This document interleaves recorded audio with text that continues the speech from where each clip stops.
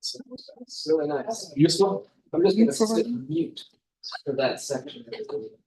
No, no, there should be a self-stand spike below. Is that count as used? I don't know. Well, no, I will say a note.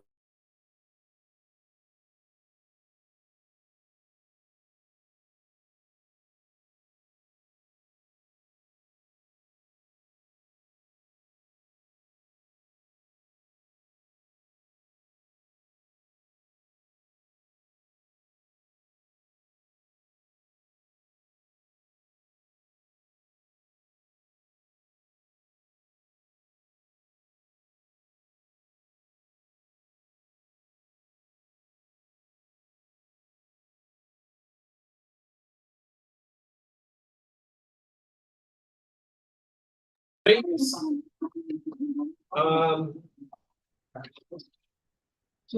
Is this me? I call to order the regular Board of Education meetings on August 22nd, 2024 at 6:36 p.m. in the boardroom of Oak Park River Forest High School, and that's for roll calls. Mr. Brisbane? Here. Dr. Maharaj? Here. Mr. Arkin? Here. Ms. Williams-Lee? Here. Dr. Livingston? Here. Mr. Brandhorst? Here. And Mr. Kowski? Here. Okay. I see our first order of business is to sing happy birthday to Collier Stremski. Oh, that must be on the wrong list. Is that true? It's Collier Stremski's birthday, just in case anyone. I think that was some Boston fan. Just a little. Yeah. So with that said, I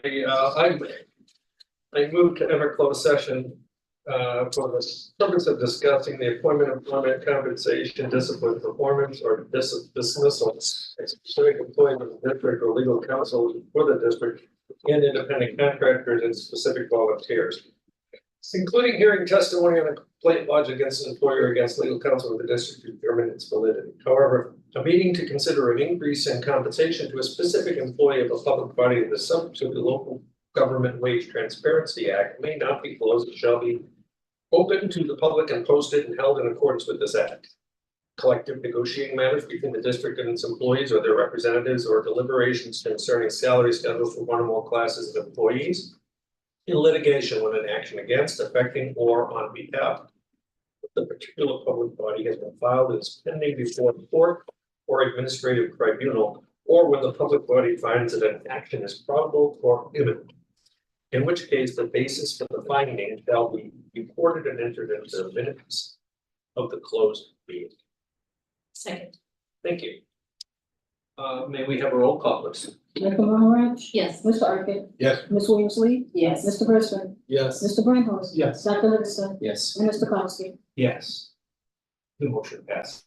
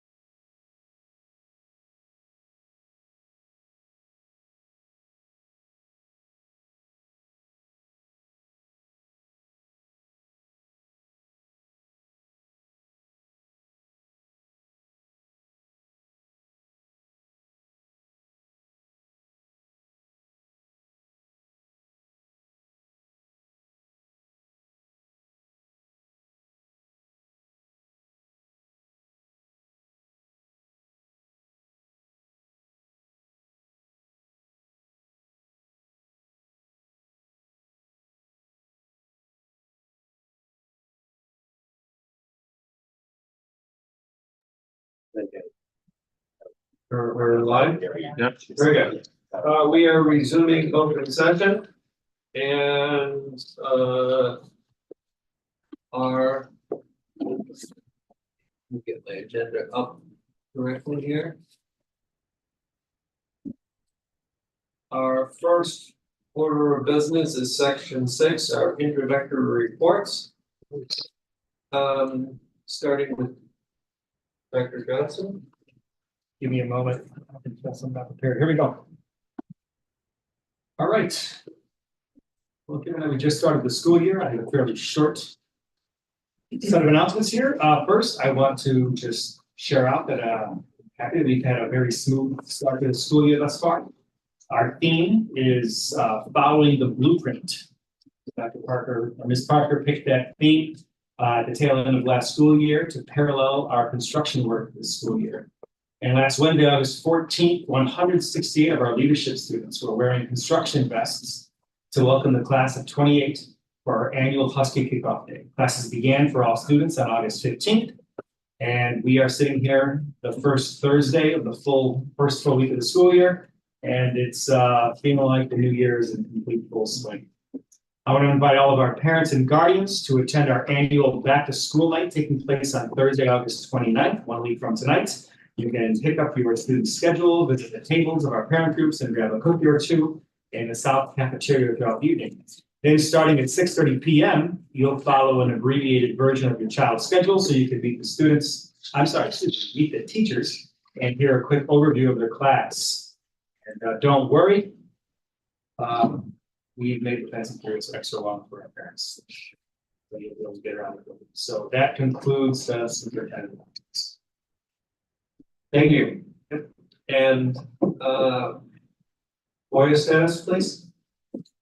7 submitted, 3 resolved. Thank you.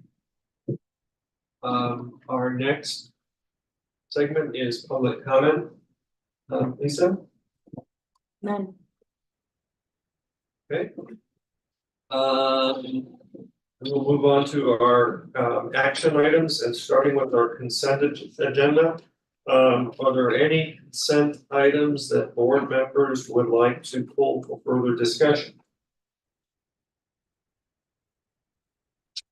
Hearing none, I move to approve the consent items as follows.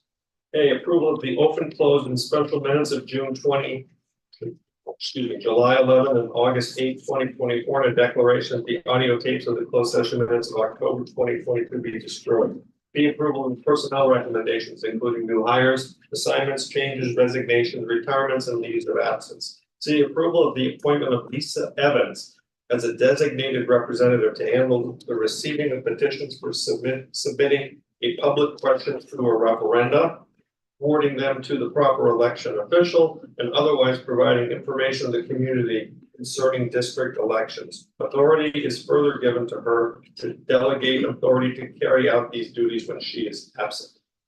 D, approval of the following policies for second read and action. 2:70 vacancies of the Board of Education, filling vacancies. 2:70-E checklist for filing board vacancies by appointment.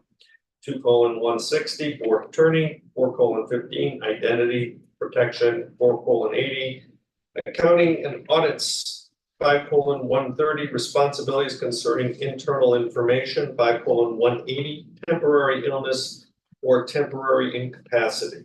5:200 term and conditions of employment and dismissal. 5:290 employment termination and suspension. 5:310 compensatory time off. 6:110 programs for students at risk of academic failure and or dropping out of school and graduation incentive programs. 6:140 education of homeless children. 6:150 home and hospital instruction. 7:170 vandalism. Item E, approval of the May and June 2024 treasurer's reports as presented.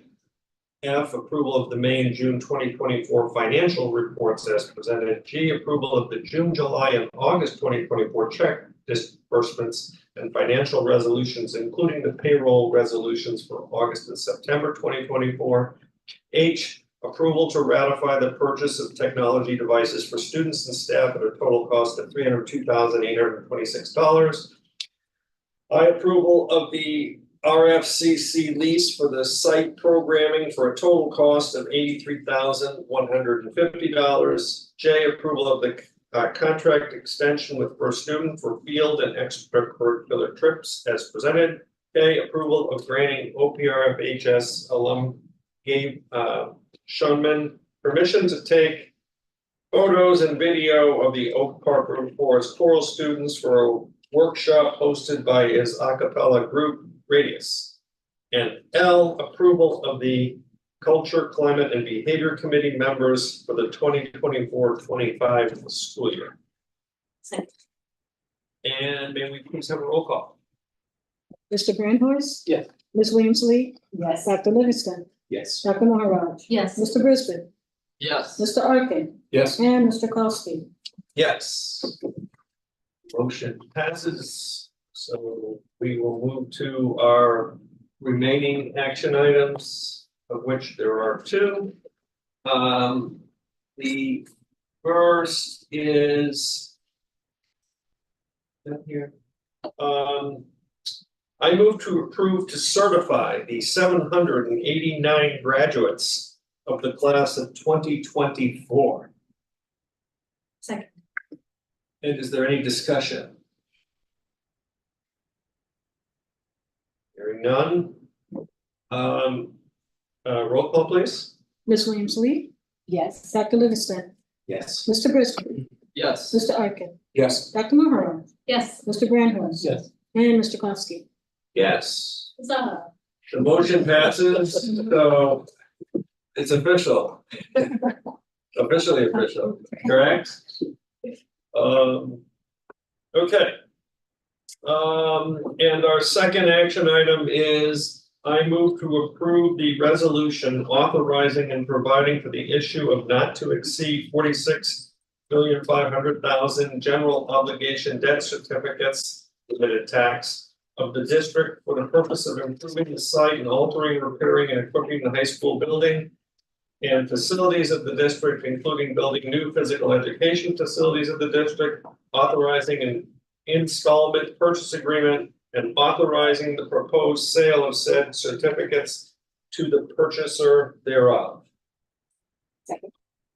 And discussion.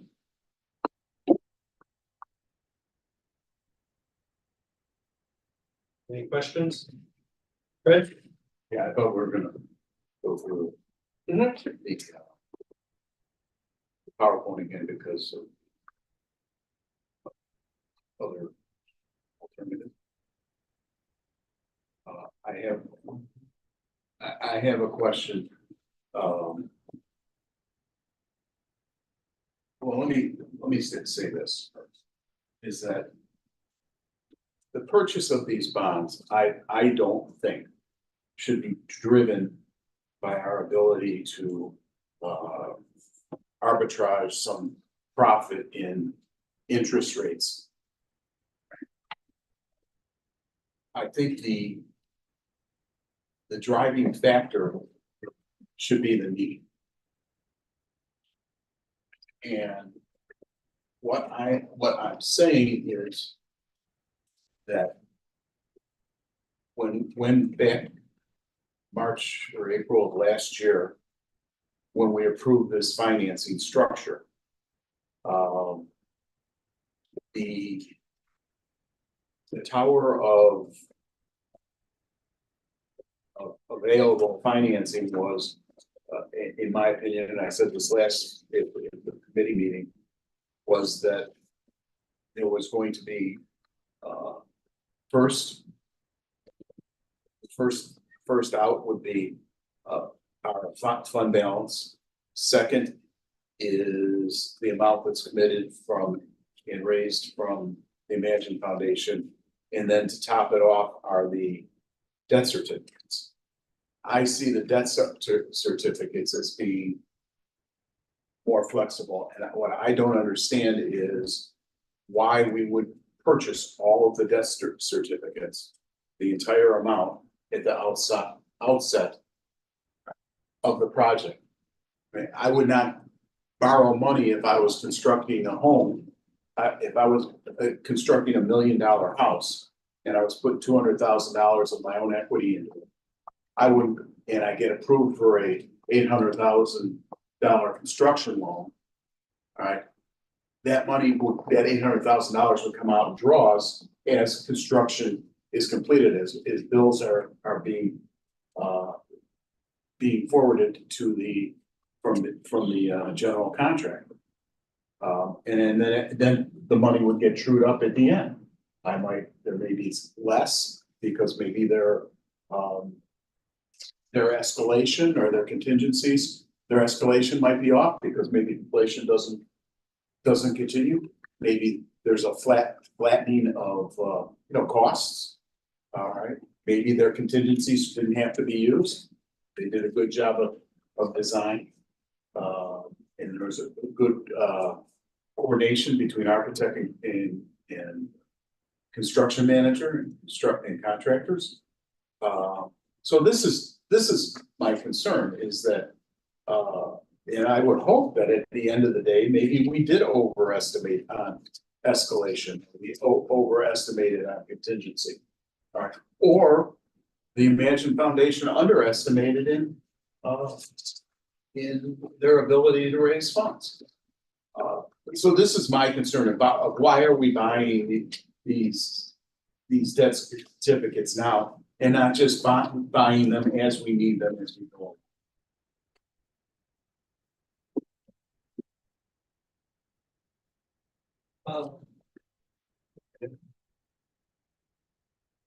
So, I don't know, do you want to respond to that or do you want?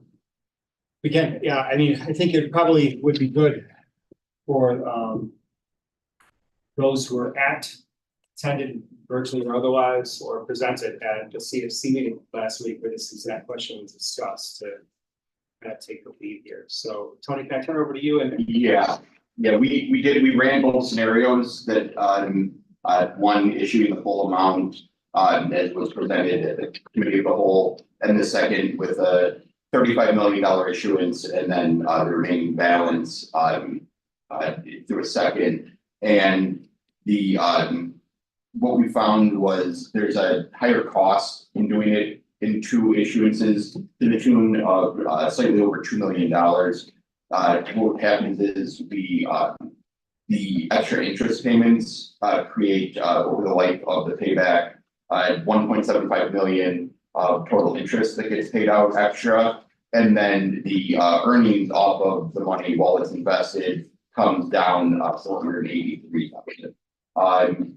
The other risk that it puts us at is when we went through our bond rating right now, if you read the S&P report, that they highlight some key things. One, right now we're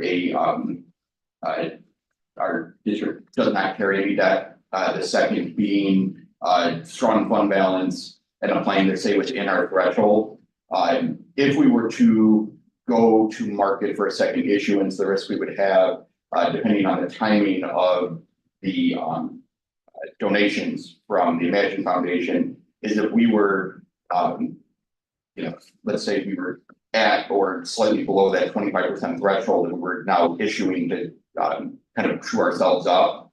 At that point, we're going to see the credit rating drop, and then the interest increases because we would be below our fund balance policy. Obviously the advantage there is, Mr. Arkin had said, was we would have because of the way it splits out, we'd have longer payments, but was the payment would be lower. And then there is that possibility that if the Imagine Foundation was to exceed their goal, then there'd be a little bit of money that we wouldn't have needed.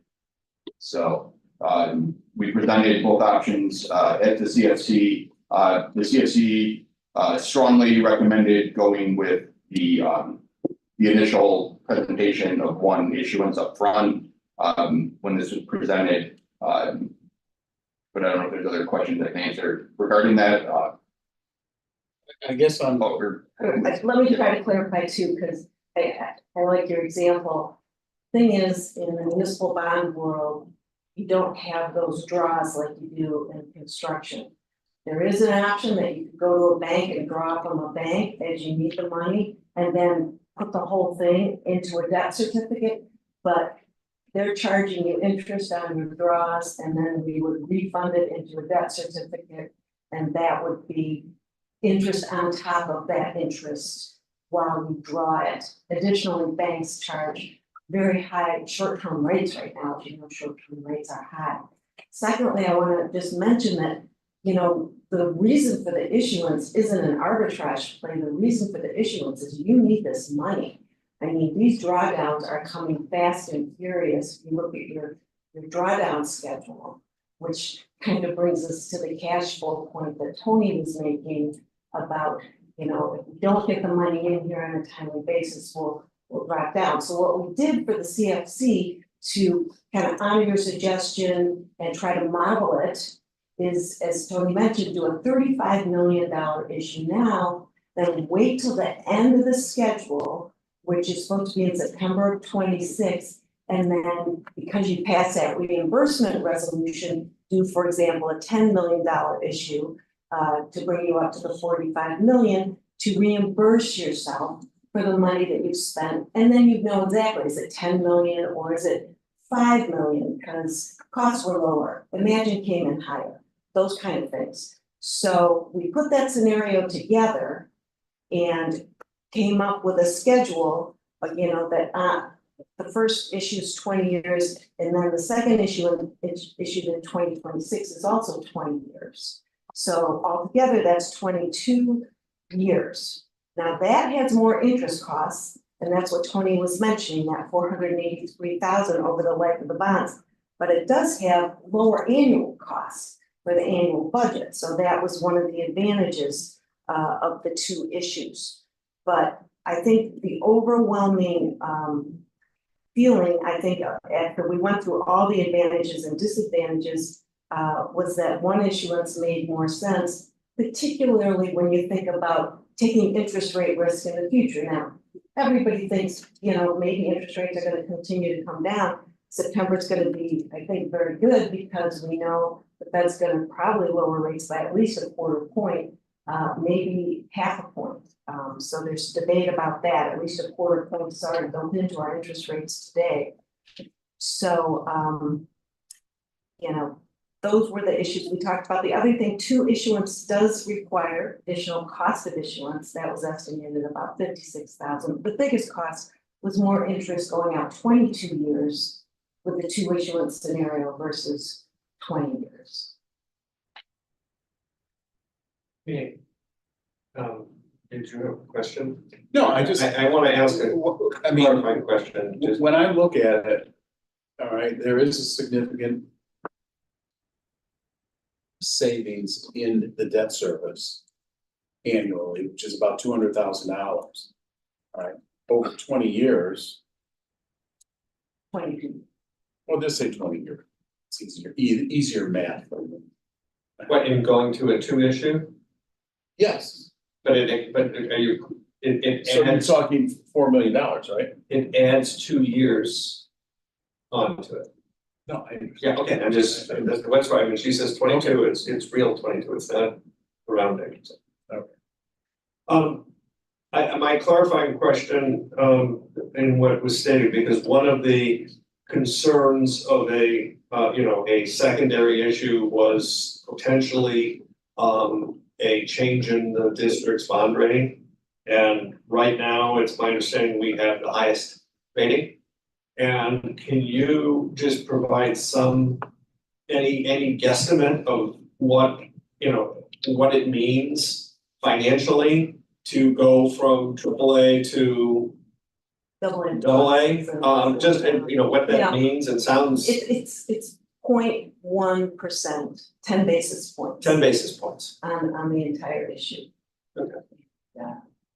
If I had my numbers here, I could give you dollars on that, but I can't do it in my head. So we could- and that, was that factored into that differential in interest or not? That It 2 would million? not, Okay, so because that, we just don't know where Yeah. your fund balances are gonna be, but what happens when you don't have the whole amount that you need, as you're spending it really fast, is you could have some cash flow issues, especially if Cook County's late again, that would take you below the 25%, maybe temporarily or not, but one of the things, you know, one of the big explanations we had to share with the rating agencies this time is we're going to a very different fund balance policy than you've had, than your past history shows. So part of their commentary is they want to see you stay within those guardrails of the fund balance policy. And if we don't have enough money from bonds and we have to use more of our operating funds, we have a possibility of dipping below that line, which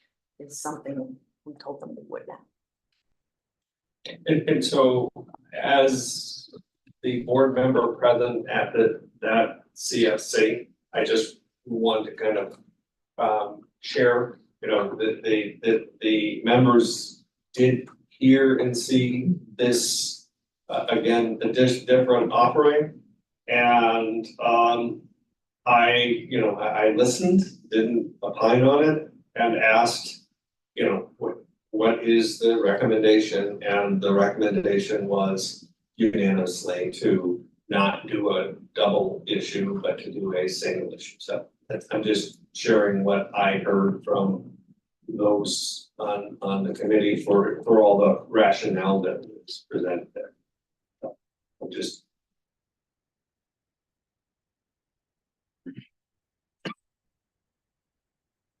Other discussion. I get, Fred, I wanna kind of just debate or talk to you, or as you kind of presented your thoughts, just from my angle as we get ready to vote on this. And some of it has been discussed. First of all, you know, the window here, it's not like we are in the beginning of seeing money fly out at a very rapid rate as was communicated. So it would, whatever, you know, if we chose not to do this now, we would be doing it very soon. Okay, that's, and this is in my ration. So is it now, or is it, you know, we have to do it at a time where we have enough money. Waiting till the end is, you know, till we get down and use our fund balance would be a risky proposition in terms of getting below both from what we could borrow. That's one point. The second is, and this is just my perspective, when will we know what we will be getting from the Imagine Foundation? Not until after we are in a need to get money.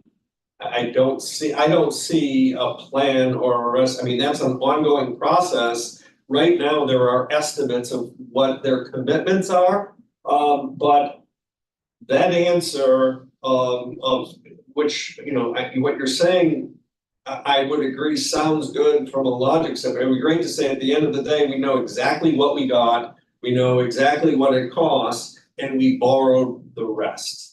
It sounds good, quote unquote, on paper. It's just the timing of things is such that we won't know those answers until we are done with this and we need to borrow before we're done with it. So it doesn't, and that's what's kind of is guiding my thought process.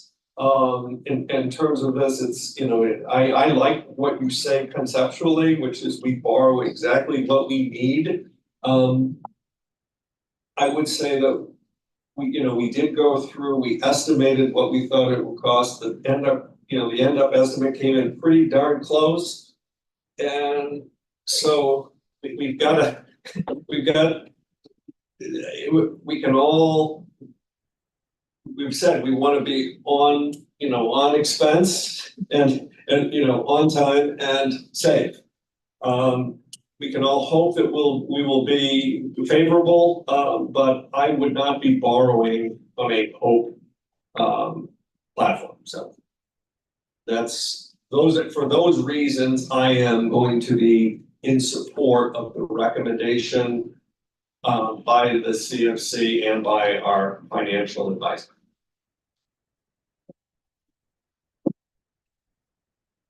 Other questions?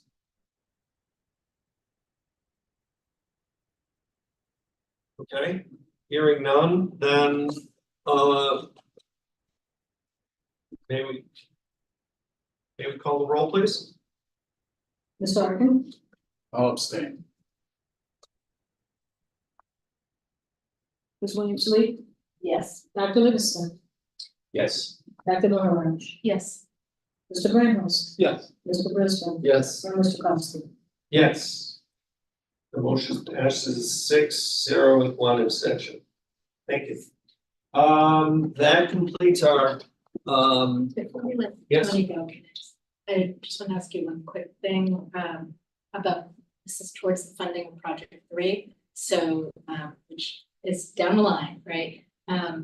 But, I've been trying to research national infrastructure funding and, just with all the election stuff that's going on and, HR 452, 4052 is Danny Davis's push for a National Infrastructure Bank Act that would be a national nonprofit that schools could, for example, fund from there rather than private banks and so on. So I mostly just wanted to make sure that was on your radar to follow, as you know, it's a bill right now. We'll see what happens, but Yeah, we and probably going a little bit higher level than your exact question, Yeah. but through the Illinois Association of School Business Officials, they do a great job of keeping not just myself, but all districts and their business managers alerted of major legislation that would impact how we borrow, how we operate, and as they put those legislative updates out, as I look through those, I'm always looking to see, is there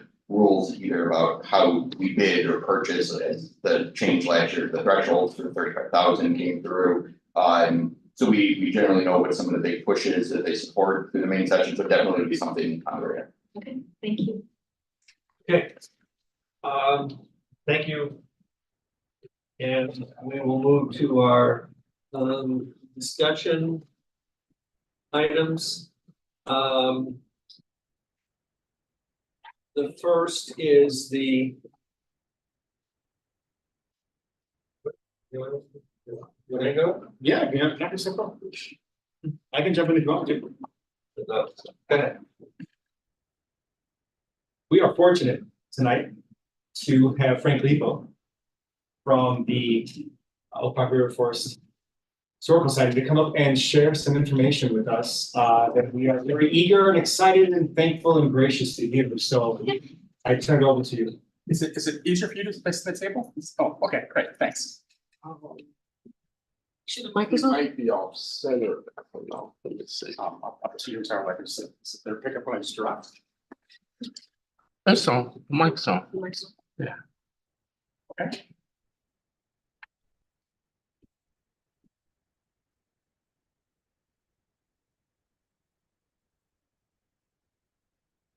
You can go. Oh, great, okay. Thank you so much for the opportunity. Thank you for the warm words. The Historical Society of Oak Park River Forest, at our annual meeting on June 20th, one of the 3 awards we give out each year is the Philander Barkley Award.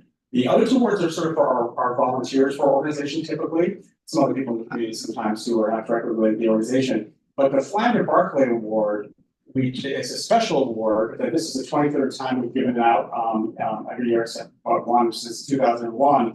And when, of course, you had a board meeting that night, and we talked briefly about the award that we're giving you, but Superintendent Johnson was nice enough to say maybe a future time to come to board meeting. So this is a follow up on that.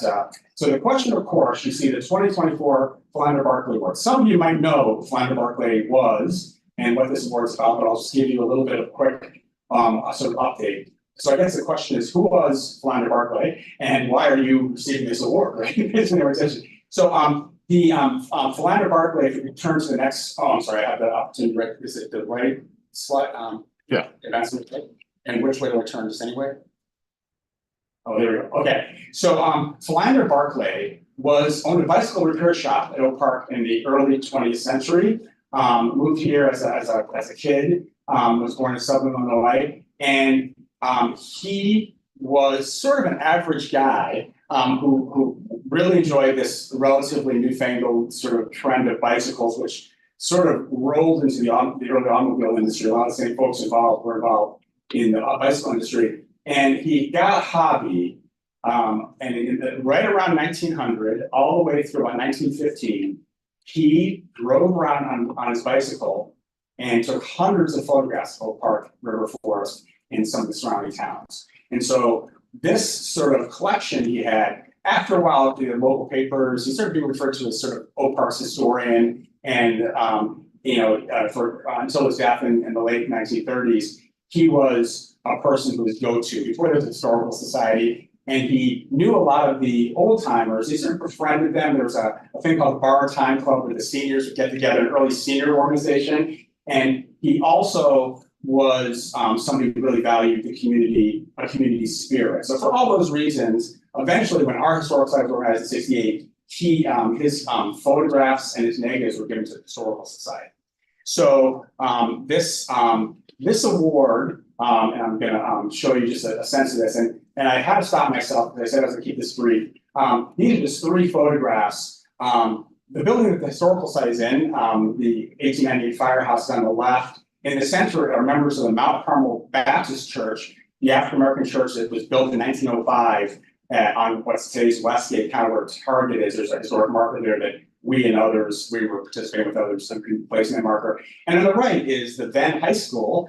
This is about 5 years before the first building was built here. This is the corner of Lake and East across the street on the southwest corner.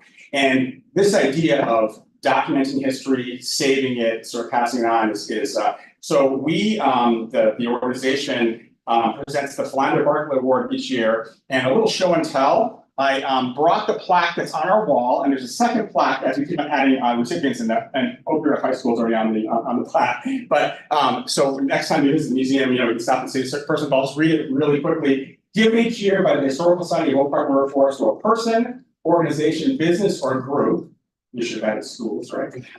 Who exemplifies the love of local history of Philander Barclay by a photographer. He was Oak Park's self-styled village historian who gathered old photographs and materials about Oak Park history, befriending older residents of the area. A bicycle returner by trade, he rode his bike around Oak Park River Forest and surrounding areas, taking hundreds of photographs.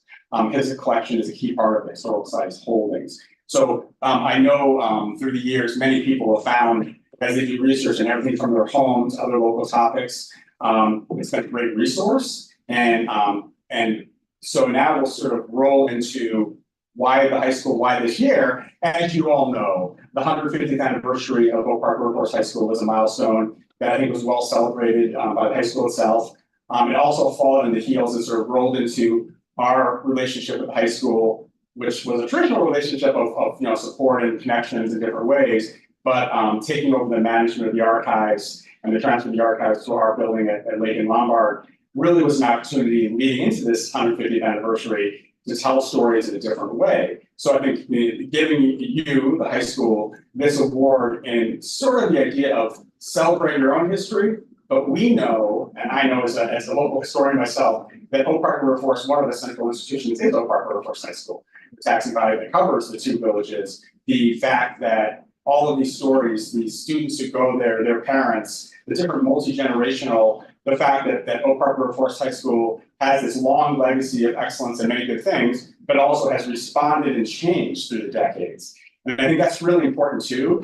I'm one, I think, and many people who really care about history don't want to just think about the ancient history. It's the fact of what we're doing, just a minute ago, I was listening as you were making a formal motion that's been, in the work for a long time in terms of how to finance phase 2, right? There's this idea of history is happening all the time.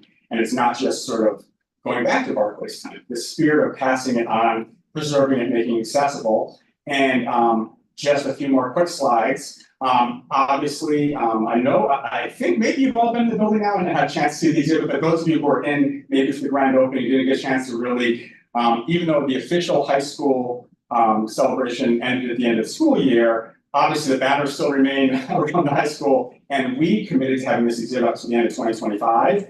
And also the commitment that still is ongoing related to the high school's your own history, that we intend to keep on having the history on display at our museum related to Oak Park Workforce High School. So there's a couple images from that exhibit. I just reminded us a minute ago, moving the archives, this idea of this massive material that now can be accessed in different ways, and in a way that when someone's researching their family, by the way, what else might you have? They attended high school. So that's been a real, actually a real thrill for me. A lot of work and a really good project to actually find a way to work with the high school staff. And then the same annual meeting on June 20th, we also presented one of our awards to Anna Miller, who graduated from the high school this year. And actually, I think today's the day she's going off to preliminary, and she's interested in studying history and perhaps going to the museum field. So the idea of, in this case, she was also a paid summer intern, but also a volunteer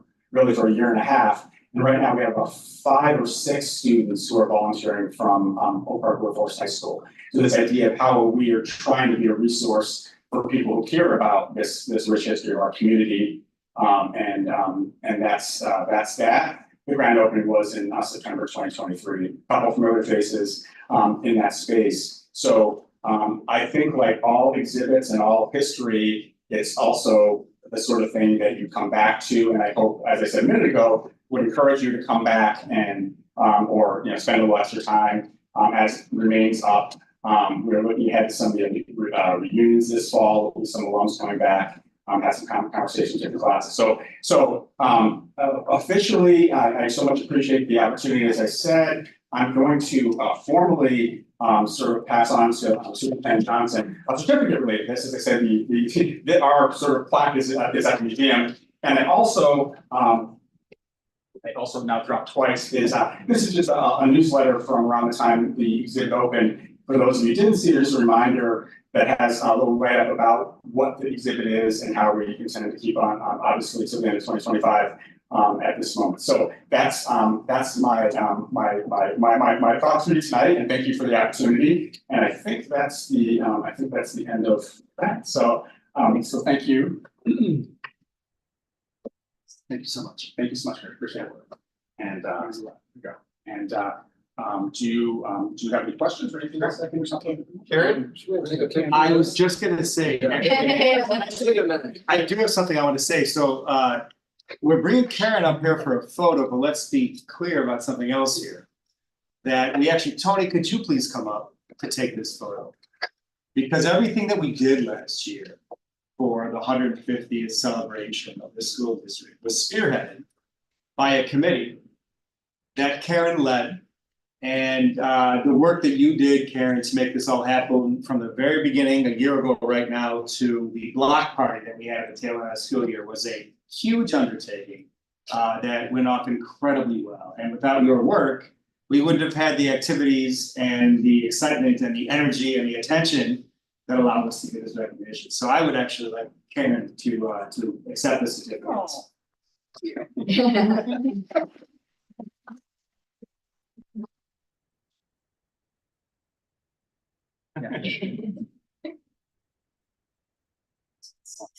Thank you. And I'm going to pass, if I wouldn't mind just passing these on to the board members. Of course.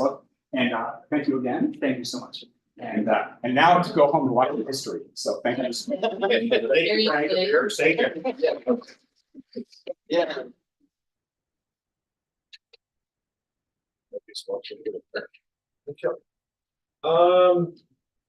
So.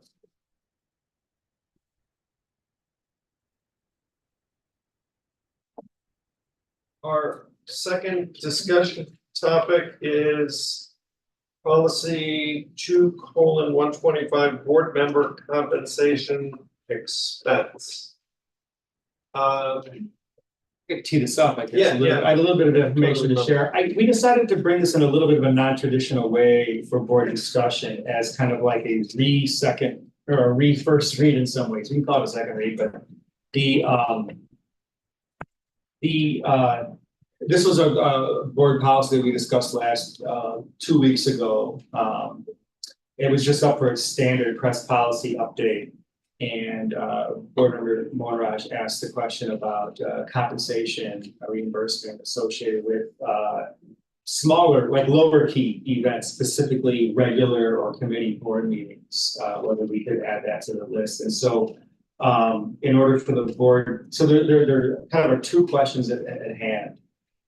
Most importantly is what is kind of the collective will of the board? Is this something that the board wants to pursue? So that's, I guess, the overarching question. The piece of information that I can add is that in the interim, I've done a little bit of work to ask two questions to feed the conversation in the spirit of other things we've done. Number one, the question is this permissible? Is there some sort of state code provision or some sort of state law of some sort that prohibits our ability to extend this compensation to regular work weeks? And the answer is no to that. It's very clear. And then, so secondly, in the spirit of kind of what do comparative school districts do? We ask that in all sorts of questions we do. So where else, where else can we look? And from a little bit of talking to superintendents, certainly from what we've heard from our legal team as well, we don't know any other school district that does this type of thing that extends this way. And so what I would encourage the board to consider on this is, and ultimately this is a board decision that doesn't, it really affects the board in many ways, more than it does the administration. So it's a little bit different than most of the things we bring forward. But I would ask the board to consider whether we want to be kind of trendsetters or break new ground in the state, and in this regard. And if so, what exactly is the rationale for doing that? Let's figure that out. And how does that exactly play out within this specific local community? Those are the key questions. So we're opening up for conversation to see what the next steps may be. I sort of reiterate my argument, which is just, I see this as an equity issue, and maybe in terms of where it very directly perhaps fits under our goals, I think it actually hits racial equity as well, given sort of the general correlation between who has been able to build generational wealth and who hasn't, who typically gets to serve on boards and who doesn't. And I just don't think any member of the public who wants to run for office should not be barred from service because they can't afford the cost of it. That's just my principal argument for it. So I'm gonna start with the first question and then kind of lead into it because and actually this is more from a how we function. And we talked about this in our one-on-one and how we do our work, okay? So, and it's not a clear-cut answer, but if you're recommending that, then the question is, one, is it under an existing policy, which in some cases it might, or is it new business? And what if it's new business, which would be a good discussion, what we need to do as a board is get the consensus of the board, add it to our new business, and then decide on how we would bring it forward. Okay, and just from a protocol standpoint, so that we're not reacting to ones, and when I say that, I think, in some cases it's tangential to an issue being discussed, and I'm not, if people feel that it is part of the issue at hand, then we can keep it, as part of that. I'm not, it's not always that clear, but I do think as a generality, we need to adhere to, if we want to add something to the agenda, we bring it in new business, we get four people to say yes, and we slate it and dedicate resources to it, which I'm. Does that make sense to the board as a whole? Does this fit as new business or does this part of existing policy? I would put it under new business. I think it's a great this initial looking into what's out there, maybe more information and more data, so I would put it under new business. Okay, so if it's then new business, then do we have consensus to then put this on the new business list to then put onto the agenda? Just a quick question. Yes, Does it have to be entitled board member compensation? Because to me, the way that I'm wired, it looks a certain way when you read it, when we're discussing reimbursement for expenses incurred instead of being compensated for the work you're doing. I think they're two different things. I think perhaps rewording the proposed policy would make sense. This standard first plus language, It is. It is standard language. It doesn't necessarily mean that the answer to Jonathan's questions is no. I'd have to figure that out. that's true, for example, it has total compensation, then it has COLA expense, and it's what's one of them, just like Yeah. their language, and if they would change it. Yeah, to my knowledge, the policy that we have currently approved by the board, 225, is stock policy. I agree with you. We're talking about a reimbursement, which is different. Yeah, semantics are important. Yeah. So.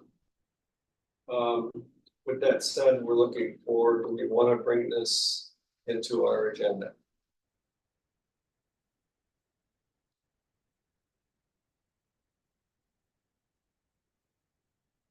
Future.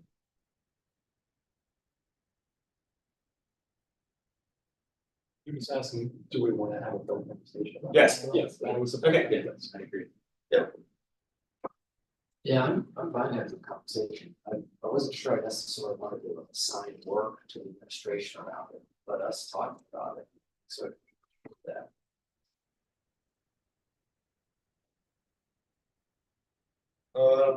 I guess under that, since it's on the agenda as discussion, do we want to do that now?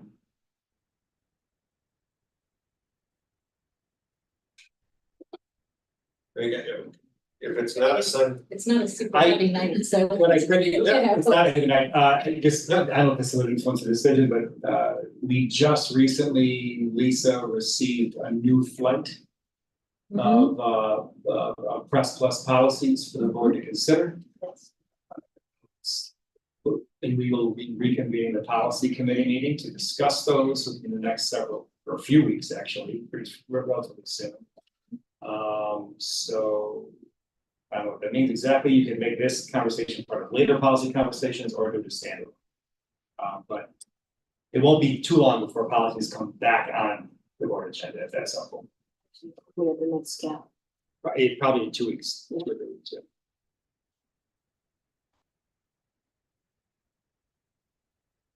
That's.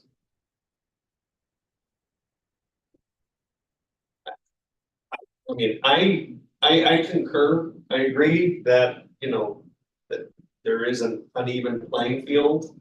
And as we look for board members, and want board members to participate, if economics is a deterrent, that's not what we want for getting board members.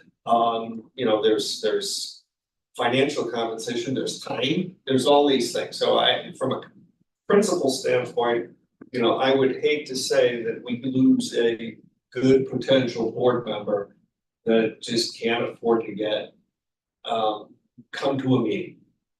So conceptually, it makes sense.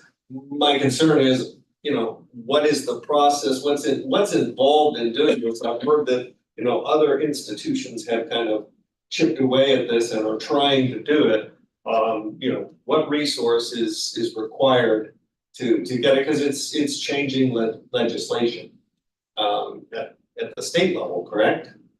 What I think what Greg's saying is no. This can be done locally. No, we do have the authority to do this locally. Okay.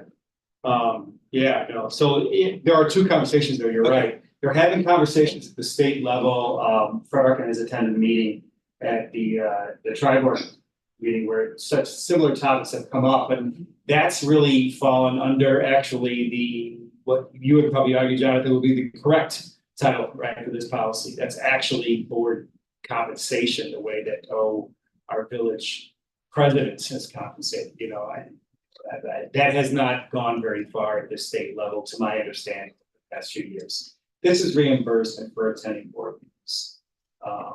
So it's really, I think it's best for us to see this as distinct from that. From the actual full-fledged compensation. So 2.125 is one of our policies. Absolutely, it's already, Yeah, so in there, it does say something about compensation, which is compensation prohibited. And I think we like that idea. Yes, to your point, compensation and expense reimbursement are two different things. correct. If you read that 3 pages of that policy, really the bulk of the expense reimbursement discussion is really around travel to special meetings. What I think you may be after, and which is not in this cover memo, is the kind of routine expenses someone might incur to spend an evening here, which could be childcare, assuming would be one, maybe transportation. Probably it, right? Were there any other things you were thinking? No, those are really the two that would come up in discussions with people about board service, right? Like, if we can't do anything about the time piece, right? Like, board meeting takes as long as it takes, and some people will have more time available to them than others. But the economic, the actual cash outlay, if that's a barrier for someone, and I mean, as a I realize that you have to kind of budget for this, right? And so I was thinking, concretely, you could set like a $500 budget or something like that, like something to be like, this is what we have available at the moment for this. I don't know if that's helpful. So that's one way to do it. You could say specifically these expenses are allowed, or you could put a monetary fence around it. To avoid a slippery slope situation where somebody might be saying lost wages. Right, Something right. like that. Yeah. So, Do we have any of our other local boards in the area do like this? I do not know any other school district that does this. I don't know other ones. Yeah, I didn't do any looking into that. I think the library does. So, certainly something we discussed.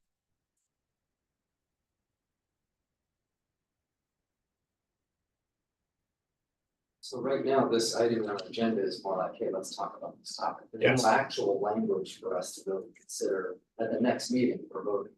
That's Correct. So it sounds like maybe someone could be assigned task of drafting the bullets or put phrasing around, here's what is or is not eligible. Here's what a financial fence is, if you think that's appropriate. Quote that back to us with another conversation. I mean, yeah, without tying up the, I would, Really don't want. I mean, we could use our iGov, right? As a formal discussion, just to inquire what is the exact policy of our other, governmental agencies. As a starting point. Sure. In like 3 weeks. Yeah. I mean, I think that would be a very tangible to ask that question, just so we know both from a, what are they doing? If they're doing it, what are they doing? It's a great idea. Who are the two teammates assigned to iGov? The teammates assigned to iGov are Dr. Molinard. And the individual currently sitting to her immediate right. I couldn't think of a better team. That's what I call an A team. There's a couple of impact players on this way. That's right.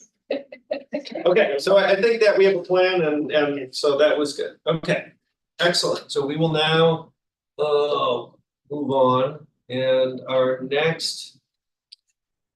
Yes, If we could we flip the two information items? Let's move the employee demographics report first, and then you leave the variance report.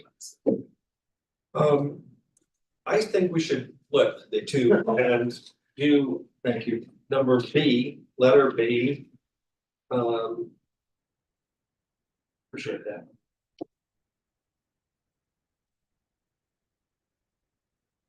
So we are gonna do the employee demographics and retention trend first. Are there any questions? Is that, are we gonna go through? We get some information, we have a presentation planned. If you have questions, we have folks here who can continue. Any questions or input on that work? The summary, half of these questions were submitted or just? Oh, thank you. So, Yeah, the board has answers to a few questions that were submitted. I don't remember when, within the last recently. Okay. And so we wanted, they're good questions, and we wanted to make sure the board had those for the conversation today. So, Yeah, some very well on this board submitted the question late, so.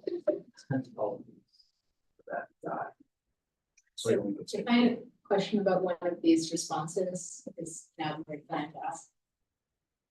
absolutely. Okay, so this question that you have here about what are we doing differently in hiring, recruiting, the forward thinking districts that are trying to meet the same goal on the second side. And represent competition for bear. So I guess I would want to make a argument here, which is that kind of a losing proposition to think of it as a pie and we're all fighting for the same pieces of the pie, right? Which is kind of how this is framed. And what we want to do is throw, bake a bigger pie, right? So this is the pipeline question, right? And so, so the response here is one that is sort of assuming there is a set population of potential teachers, staff, et cetera, that we're all trying to draw from. And my question is there something that we can be doing at the pipeline level before that? So specifically, I'm wondering, like, do we send people to, are we in conversation with the teacher education programs at UIC, for example? And do we make a pitch to their students, come and teach at OPRA? Do you see what I'm saying? So this is the like bigger pie, right? Like, kind of question. So we do outreach to not just one university, but. yeah, that's the only one I know. Universities. We subscribe to something called Handshake, which is a recruitment service for a number of universities and colleges. And not just in the Illinois area, but it's nationwide. So we absolutely do this. I think a pretty, I would say, robust number of observers and student teachers and everything there. So maybe just then like adding that detail to this response is like, just so the board knows that like this is, you're also working on that piece of it. Yeah, in addition, our student learning department has a pipeline for education education program with Concordia. So some of our students go to Concordia to major in education. And so that's the beginning of that career. And we have hired a number of former OPRA graduates. I don't have the exact number now, but it's well known that people want to work close to where they grew up, where they went to school. So that's why we talked extensively about the in-house career fair, because a lot of former graduates come to that event. That was my question. Oops, what have you? Really, a comment and a question. It's great to see the overall trend, the percentages trending in the right direction, slowly, gradually, marginally. We have a lot of work to do, obviously, but what you are doing is working. So kudos to the two of you as the efforts on the hiring side, that we're seeing that trend go in the right direction. A question for you about sort of the other part of the equation, which is retention. In the last slide in the deck, there's you show retention rates over the last 5 years, and how last year we really bounced back from a couple of years during the pandemic. And what to my eye seem to be extraordinarily high retention rates, 96%, 95%. Can you just speak to that? Is it what, how does that compare to our peer school districts? Unfortunately, I don't have the numbers with your school districts. It's not something that is typically presented, even at school districts' websites. If we wanted to look for it, we wouldn't be able to find the information easily. But as far as recruitment efforts, retention efforts, we Janelle has done a lot of work holding focus groups, stay interviews. I started stay interviews with first year teachers, and Janelle now expanded it to up to all first and second year teachers every year. So we ask for feedback, and so these stay interviews are aimed to identify problems early if there are any problems, and also help us to modify our mentoring program. So we've taken some suggestions to make our mentoring program even more robust. And we still have some work to do. I would say with support staff, we're looking at possibly creating a mentoring program for teacher assistants. That's the area where we have probably the highest turnover. But we have to understand also that a lot of employees who are in that group have the desire to become teachers. So if they move to another district because we didn't have a teaching opening, there's nothing really we can do at this point. As you see, we don't have a lot of vacancies. Like next year, we will only have 2 teaching vacancies, then due to retirements. That's the situation. Can I add one thing to that? I want to just clarify one piece of what Roxana said to get the part of your question. So the last slide of the slide deck that Dr. Sanders has in here gives all of our employee groups. And as you pointed out, we simply don't have that, right? All school districts are required to report that out. However, the state report card does report out teacher retention rates overall. And so to go back to this, how does the rate that we see here compare to just, it's teachers in the state report card, which is largely synonymous with what we can report here as faculty in ours. And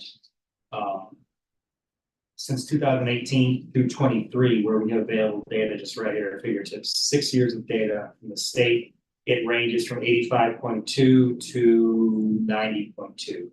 So you're looking at some, we're a few ticks above that, as far as that goes.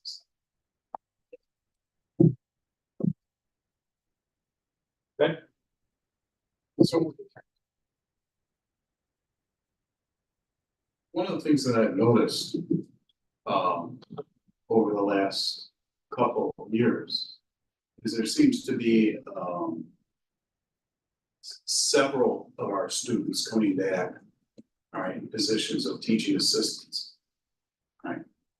And my question is, do you have any kind of a mentorship or anything to work with them to determine whether they would be a good teacher if them going on, all right, and continuing their education to get certified, because they obviously show great desire to be here and to be a part of the school and to work with kids. So I'm just wondering if we're hiring these young people in, all right, who have a desire. Seems to me that somehow we ought to be able to develop that and to encourage them to go on and continue their education, get certified, and become a teacher, a full-blown teacher. So we don't have anything formal in place right now. I know that several promising teachers in the school already have education where encouraged to apply. It's something to consider for the future, if we were to develop the, roll out your own programs can come in various shapes, it's not just students who go to pursue educational degree, it could be a grow your own program for your support staff. That's something to consider, but that would also require a financial commitment from the district if we wanted to provide any assistance with education. Yeah, I'm not necessarily saying provide assistance with education, but move them along, figure a way to move them along the path. I mean, we already have a program with Concordia. They may not have really ever explored what it takes to become a teacher. And they would be teaching assistants and they're in a classroom now, they understand what it is. And just give them, whether it's motivation or, and the knowledge, the information to, okay, this is where you can go on. Maybe having conversations with whether it's Concordia or USC, Northeastern or whatever. That there are programs out there that you can look into. Here's your, it's all online now, so we don't hand out brochures anymore, but just to provide them the information. And we do that when we receive information from our surrounding colleges and universities for various opportunities, not just for our teaching assistants, but even master's programs and leadership. Whenever we get those, we do share those with all our staff. And so I would say what you're describing, and I'm familiar with some of the young people that you're referring to, the students here. I know certainly for a fact that they're informally getting that encouragement from their managers. But when we have opportunities and we know what, we do provide those. Okay, good.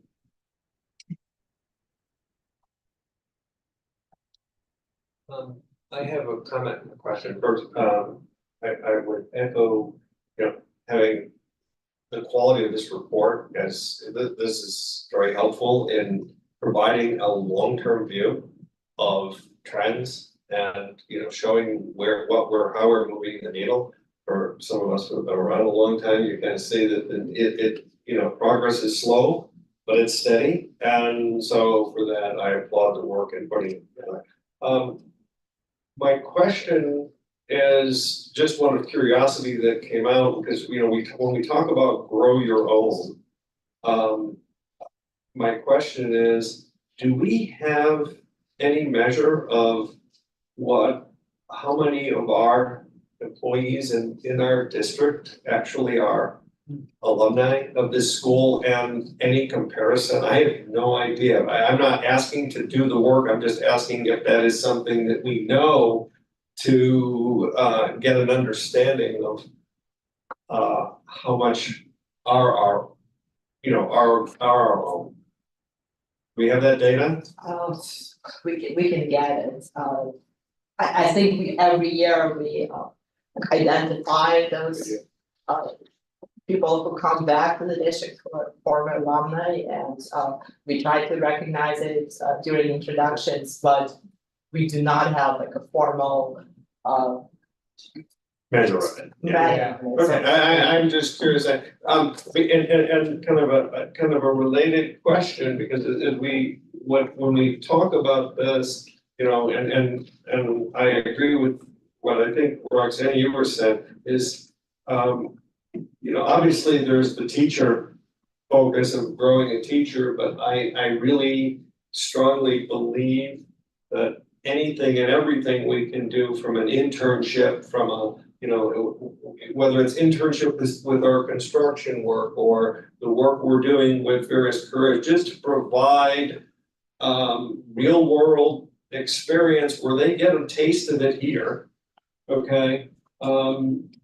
It can only help enhance that student and make that enhancement tied to their experience here. So I know from my experience, interns who went in and it's like, wow, this is good. They may have left and gone someplace else, but there's always that's where I learned this, there's an emotional tie that's big.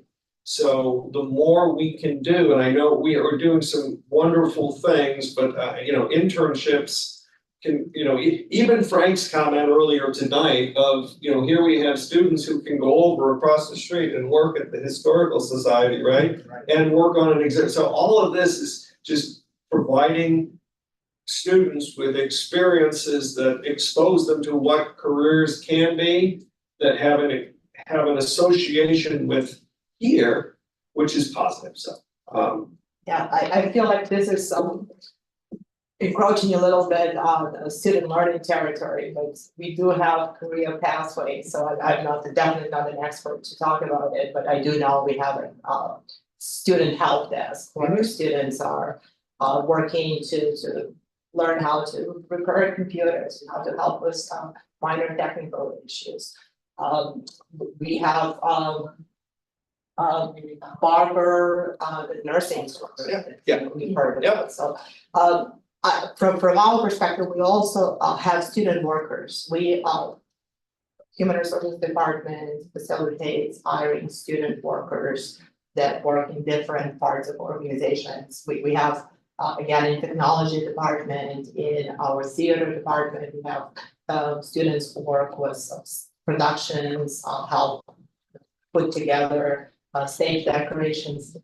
So we can definitely look at expanding those opportunities, but they already exist. It's interesting, formal internship program.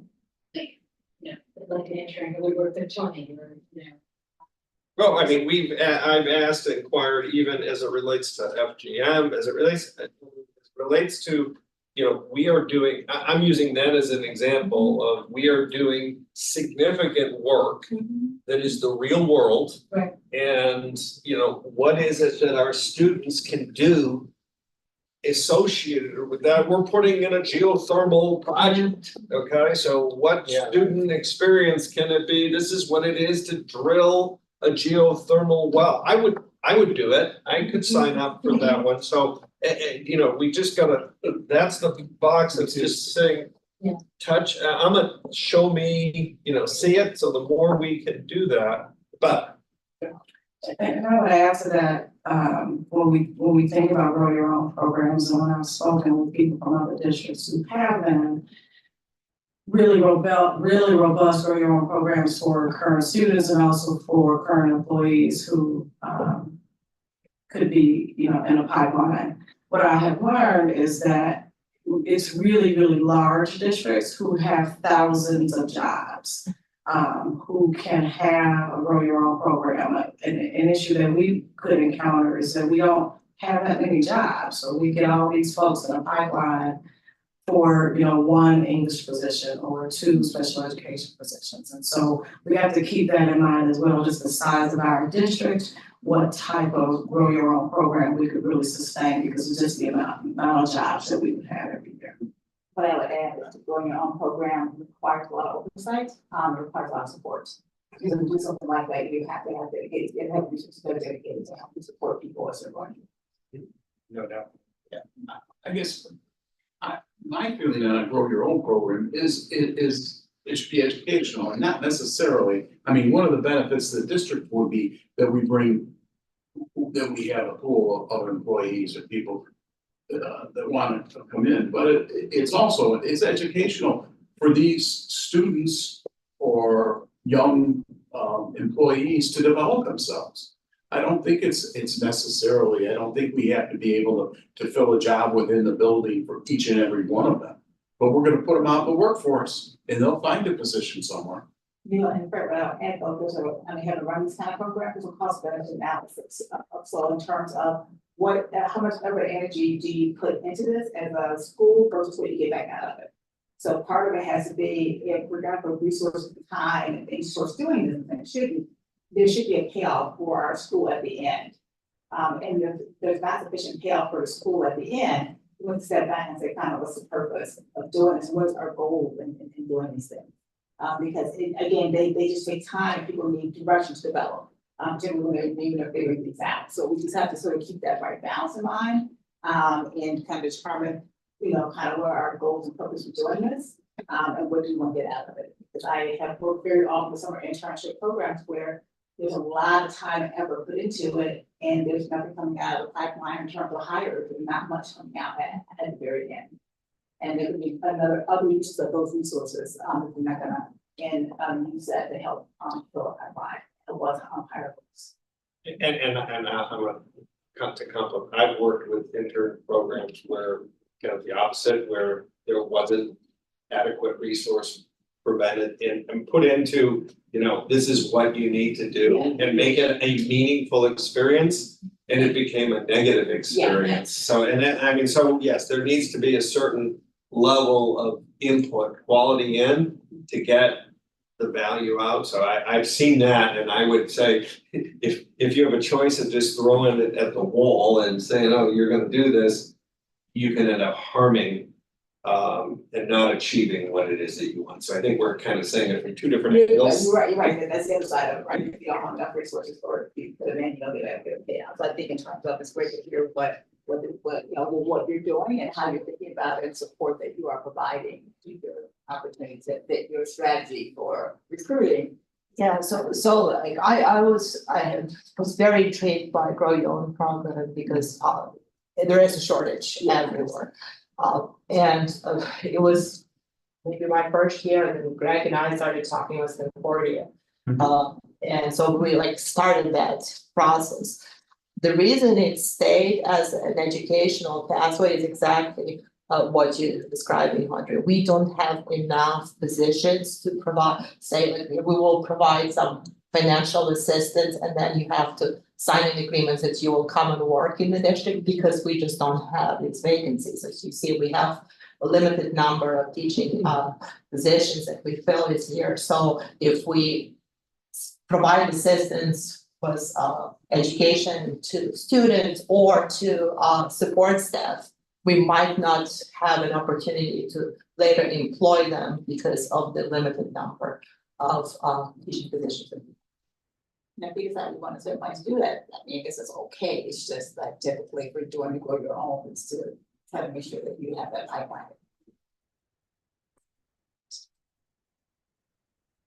Yes, A very quick comment question. So first of all, as the guy who's been kind of particular on this topic over the last year, I really appreciate the effort you put into this, and especially the detail on these written questions. So it's exactly what I'm talking about. I appreciate that. The retention rate is terrific on faculty. I'm just curious, when you calculate that retention rate, does that include teachers who are going into a planned retirement? Yes. Really? You don't leave those out when you calculate the retention rate? We don't. That makes it even better, you know, because arguably you could say, hey, all right, somebody has a planned retirement, leave that out. We want to zero in on people who are leaving for another job or big. So that just makes that even more impressive. And that speaks to the culture that you're being. It's nice work. Thank you. Yes, Audrey, please. This is for us, and thank you for the team. In terms of all the discussion and conversation around this report, I mean, is it something that the board wants going forward as a report to the board versus this information? It's not really the information. I think it's good, but you know, we talk about how we want to categorize different pieces, and it's not like it could be something that has more energy around it than just being information to the board. So my question to all of you is something that you want the administration to present as a report going forward.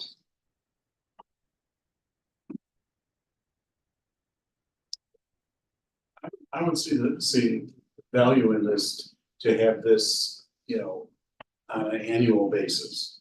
It doesn't have to be quarterly or monthly, but on an annual basis, to summarize where, you know, where we're moving. You know, I agree about we put out your information.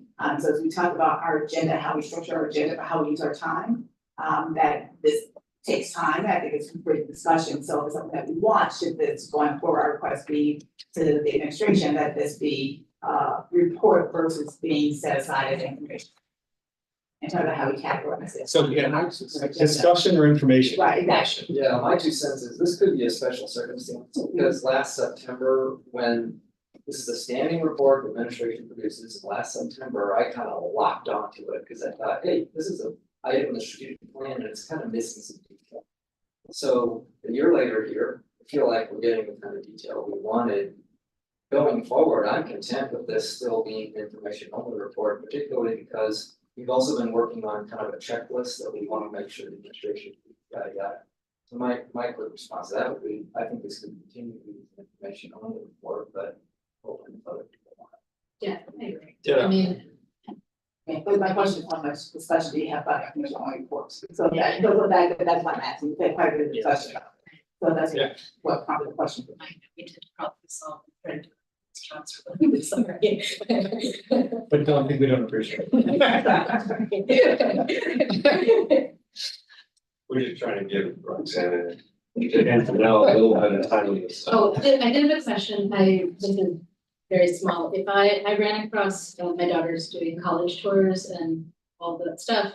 I was speaking with someone whose college offers I think it's a $5,000 scholarship specifically for African American male teachers that they're trying to encourage to go in the field. Is that something that I should like forward the info to one of you? Is that something that you pass along to our students? Okay, I'll just ask them. Should I send it to you? Okay. Okay, thank you. So our next information topic is the fourth quarter variance report. So who would like to kick off the exhaustive discussion? Are there any questions on this or need for further elaboration? Hearing none. We have our district, community and state and committee reports. I will say that I have still, I've been a little bit tied up in something, but in terms of the assignments for the year, I know some have kind of filled in, so that's on me. But let's just go through and are there any, I know we're just at the beginning of the year. Are there any, we'll just go and click through them if there's any activity to communicate. iGov. We just said an iGov. Give me a minute. I can, Yeah. I can pull up the notes. Yeah. So what we are working on is ramp up for the local election, and we are planning to do an informational seminar with organization that I'm blanking the name of that's going to put something together. We also are going to try to do a more informal Zoom panel kind of discussion with reps from the different governing bodies to just be basically so you're thinking about running for office, right? And kind of a Q&A sort of thing fairly soon because it's like racing on us, and I think the next election, local election, is going to be moved up a month, is what they were saying. So it's not April; it's going to be in March. So everything is spreading a month earlier. So, yeah, that's. I think that's amazing. What am I forgetting? That's it. That's it. Yep. Marianne, does D200 have a chance to have a representative? Yeah. I remember attending that. Yeah. We're hoping to have a rep from everyone. Okay. So, Sure. yeah. I'm happy to do it. That's Okay. Last time it was very, very village centric. Oh yeah, no. Oh no. Well, this will be every governing body. Great. Okay. CFC, there was a finance committee meeting. Last week, recently. Okay, we've already talked, there was the bond sale issue was discussed and already covered. The other two topics were a brief discussion on the 10-year capital plan was presented, and there was some kind of further asks related to that. And the third topic was just a sharing of the tentative budget that the board had seen a couple days prior, so that was the extent of it. CCB, September. Apple, We're gonna kick off September 3rd, so. yes, We're doing an update. thank you. Sustainability, Nothing new. facilities, We haven't had a meeting yet. When's next? We're gonna send communication out, we're targeting, next month. RFCC, September 21st. okay, CC, Community Council, Also in September, and Tom, one just update, the date of the meeting has changed and it now conflicts with Apple, so we'll look at where I go. okay. Boosters, I know for those in town, there was a, They had a nice kickoff event yesterday, that changed the attention. yep, All those board member are that. Good time had by all. They have not asked for a board member yet. okay. Applause, Nothing. nothing, alumni, Nothing to report. scholarship, we're not here, so yeah, I know, I'm just trying. Collaboration, Not yet. no, Hey, there was an email from. They got Can I? Finally? yes, Please. So we're actually, I've met with the collaboration last week. We're actually going over some dates. Those dates have been sent out to the other entities, which is the village and B97. I haven't sent it to our board members because I'm not sure if you guys are staying on or changing committees.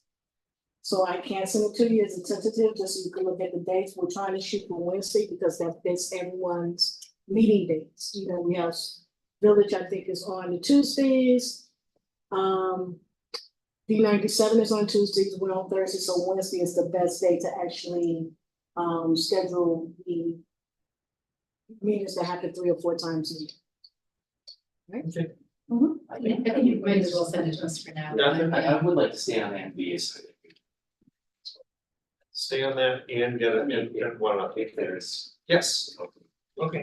I mean, All right, and then Oak Park COG has not met, and the last one is student advisory. Yeah, 2 things. Foreshadowed this a little bit last year too, but working with student council, next Wednesday, I'll be attending student council. And we need to shift the title of this on this report because this is evolving to be part of the already organized student governance. And a product of that will be information coming to the board very soon, almost certainly at the committee meeting in September. Not that the regular, but probably the committee meeting in September, to further discuss the topic of a student's engagement with the board of education. Okay, so that's moving. Okay. Very good. Any, and I just wanna confirm calendar, our next board meeting is September, how is the September the 11th? Oh, 8. 12th? Well, September. September 12th. Oh, goodness. I will be in an airplane at the time of that meeting. I will be returning. I'm on a business trip, so I will not be present, nor will I be on any other media. Not gonna make my Wi-Fi on the flight. Okay, any new business? I move to adjourn. Second. All in favor? Aye. All opposed?